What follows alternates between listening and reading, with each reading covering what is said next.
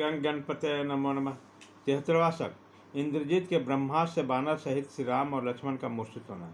संग्राम भूमि में जो निशाचर मरने से बच गए, उन्होंने तुरंत रावण के पास जाकर उसे देवांतक, तिरछरा और तिकाय आदि राक्षस पंगों के मारे जाने का समाचार सुनाया।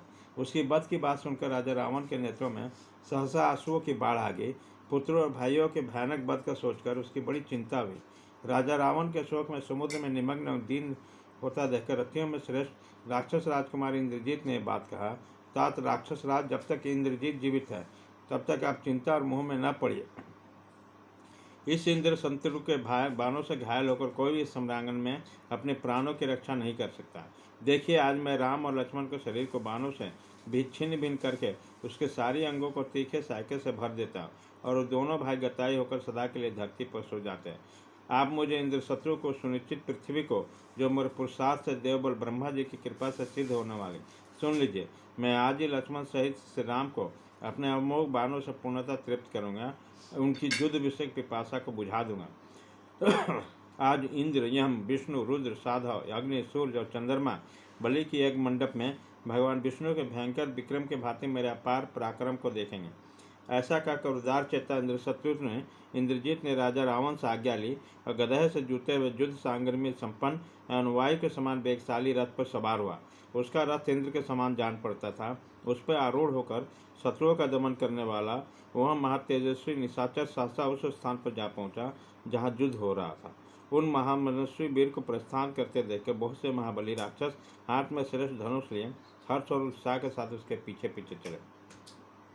कोई हाथी पर बैठ कर चले तो कोई उत्तम घोड़े पर। इसके सिवा बाघ, बिच्छू, बिलार, गधे, ऊंट, सर्प, सुअर, अन्य हिंसक जंतु, सिंह, पर्वताकार, गिद्दड़, कौवा, हंस और मोर आदि की सवारियों पर चढ़े हुए भयानक पराक्रमी राक्षस वहीं युद्ध के लिए आए।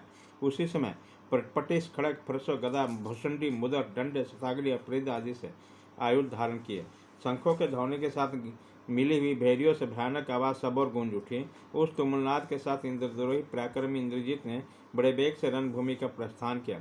जैसे पूर्ण चंद्रमा से उपलक्षित आकाश की शोभा पाती है, उसी प्रकार तने हुए शंख और शशि के समान वर्ण वाले श्वेत छत्र से शत्रुसूदन इंद्रजीत सुशोभित हो रहा था। सोनों के आभूषण से विभूषित और समस्त धनुर्धरों में श्रेष्ठ उन वीर निशाचरों को दोनों ओर से स्वर्ण निर्मित उत्तम और मनोहर चवर बुलाए जा रहे थे। विशाल सेना से घिरे हुए अपने पुत्र इंद्रजीत को प्रस्थान करते देखकर राक्षसों के राजा श्रीमान रावण ने उनसे कहा, बेटा, कोई भी ऐसा प्रतिद्वंदी रथी नहीं है जो तुम्हारा सामना कर सके। तुमने देवराज इंद्र को भी पराजित किया है, फिर आसानी से जीत के लिए योग्य एक मनुष्य को परास्त करना तुम्हारे लिए कौन सी बड़ी बात है। तो अवश्य रघुवंशी राम का वध करोगे। राक्षस राज का ऐसा कहने पर इंद्रजीत ने उसके महान आशीर्वाद को सिर झुकाकर ग्रहण किया। फिर तो जैसे अनुपम तेजस्वी सूर्य से आकाश की शोभा होती है, उसी प्रकार अप्रतिम शक्तिशाली और सुतुल्य तेजस्वी इंद्रजीत से लंकापुरी सुशोभित होने लगा। महातेजस्वी शत्रु दमन इंद्रजीत ने रणभूमि में पहुंचकर अपने रथ के चारों राक्षसों को खड़ा कर दिया। फिर बीच में रथ से उतरकर पृथ्वी पर अग्नि की स्थापना करके अग्नितुल तेजस्वी उस राक्षस शिरोमणि वीरों ने चंदन, फूल तथा लावा आदि के अग्निदेव के द्वारा पूजन किया। उसके बाद उस प्रतापी राक्षस राज को विधि श्रेष्ठ श्रेष्ठ मंत्रों का उच्चारण करते हुए उस अग्नि में हविष्य की आहुति दी। उसी समय शस्त्र अग्निवेदी के चारों ओर बिछाने के लिए कुश या काश के पत्ते थे। बहड़े के लकड़ी से ही समाधि का काम लिया गया। लाल रंग के वस्त्रों का उपयोग में लाए गए उस अभिचारित यज्ञ में जो सुनवा था वो लोहे का बना हुआ था।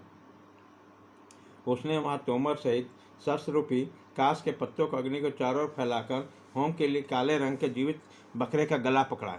एक बार दी हुई इस आहुति से अग्नि प्रज्वलित हो उठी। उसमें धूम नहीं दिखाई देता था और आग की बड़ी बड़ी लपटें उठी थी। उसी समय उस अग्नि से सभी चिन्ह प्रकट हुए जो युद्ध काल में उसे अपनी विजय दिखा चुके थे, युद्ध स्थल में उसकी विजय प्राप्ति कर चुके थे। अग्निदेव की शिखा दक्षिणवर्ती दिखाई देने लगी। उसका वर्ण तपाए हुए स्वर्ण के समान सुंदर था। उस रूप में स्वयं प्रकट होकर उसे हविष्य को ग्रहण कर रहे थे।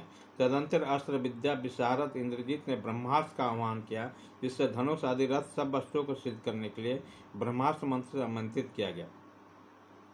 जब अग्नि से आहुति देकर उसने ब्रह्मास्त्र का आह्वान किया, तब सूर्य, चंद्रमा, ग्रह तथा नक्षत्र के साथ अंतरिक्ष लोक के सभी प्राणी भयभीत हो गए, जिनका तेज अग्नि के समान उद्दीप्त हो रहा था तथा जो देवराज इंद्र के समान अनुपम प्रभाव से युक्त था। उस अचिंतनीय पराक्रमी इंद्रजीत ने अपने अग्नि में आहुति देने के लिए पश्चात धनुष, बास, रथ खड़ग घोड़े और सारथी सहित अपने आप को आकाश में अदृश्य कर लिया। इसके बाद घोड़े और रथों से व्याप्त ध्वज पताकाओं से सुशोभित राक्षस सेना में गया, जो युद्ध की इच्छा से गर्जना कर रहे थे। वो राक्षस के दूसरे वेग वाले स्वर्ण विभूषित विभिन्न विचित्र एवं बहुसंख्यक बानों, तोमरों और अंकुशों द्वारा रणभूमि में बानरों पर प्रहार कर रहे थे। रावण पुत्र इंद्रजित शत्रुओं के प्रति अत्यंत क्रोध से भरा हुआ था। उसने निशाचर की ओर देखकर कहा, तुम लोग बानरों के मार डालने की इच्छा से हर्ष और उत्साहपूर्वक युद्ध करो। उनके इस प्रकार प्रेरणा देने से विजय की अभिलाषा रखने वाले और समस्त राक्षस जोर जोर से गर्जना करते हुए वही बानरों पर बानों की भयंकर वर्षा करने लगे। उस युद्ध स्थल में राक्षसों से घिरे रहने के इंद्रजीत ने भी नालक, नाराज, गदा तथा मुसल आदि अस्त्र द्वारा बानरों का संहार आरंभ किया। सम्रांगण में उनके अस्त्र से घायल होने वाले बानर, जो वृक्षों से हथियार का काम लेते थे, साक्षात रावण कुमार पर शैल, शिखरों और वृक्षों की वर्षा करने लगे। उसी समय कुपित हुए महातेजस्वी महाबली रावण पुत्र इंद्रजीत ने बानरों का शरीर को छीन बीन कर डाला। रणभूमि में राक्षसों का हर्ष बढ़ाता हुआ इंद्रजीत रोष में भरकर एक बाण से 5-5, 7-7 तथा 9-9 बानरों को विदीर्ण कर डालता था। उस उत्तम दुर्जय वीर ने स्वर्णभूषित सूर्य तेजस्वी सैनिकों द्वारा समरभूमि में बानरों को मत डाला। रणभूमि में देवताओं द्वारा पीड़ित हुए बड़े बड़े असुरों के भांति इंद्रजीत के बाणों से व्यथित हुए बानरों का शरीर छिन्न भिन्न हो गया। उसकी विजय की आशा पर तुषारपात हो गया और अवचेत होकर पृथ्वी पर गिर पड़े। इसी प्रकार युद्ध स्थल में बाण रूपी भयंकर किरणों द्वारा सूर्य के समान तपते हुए इंद्रजीत पर प्रधान प्रधान बानरों ने बड़े रोष के साथ धावा किया। इस प्रकार श्रीमद् वाल्मीकि रामायण युद्धकांड 73वां सर्ग भाग 1/2 खत्म।